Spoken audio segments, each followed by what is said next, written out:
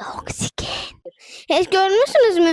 Bitkiler mətbəyə keçib özlərinə sendviç hazırlasınlar. Təbii ki, yox. Bəs onlar niyə acımırlar? Çünki onların sihirli gücü var. O sihirli gücün adı isə fotosintezdir. Bitkilerin aşpaz olması için 3 şeye ihtiyacı var. Biri güneş, biri hava, biri ise su. Güneş sobadır. Suyu kökleriyle özüne çekir.